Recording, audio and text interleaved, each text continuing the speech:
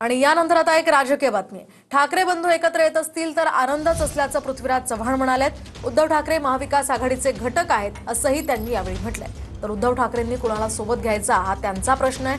आघाडी म्हणून निवडणूक लढवण्याची आमची भूमिका असल्याचंही पृथ्वीराज चव्हाण म्हणाले।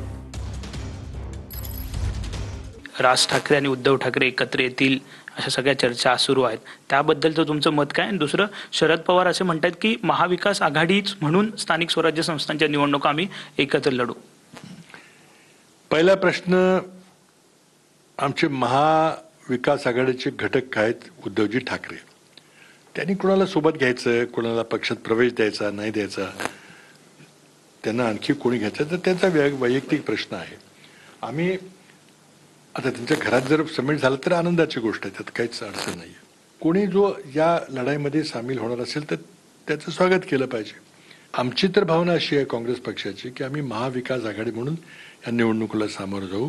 पण आपला महाराष्ट्रातला इतिहास काय आहे तर स्थानिक स्वराज्य संस्थांच्या निवडणुकामध्ये जिल्ह्यातले स्थानिक प्रांतीयचे कार्यकर्ते जे सांगतील ते आपण मान्य करतो।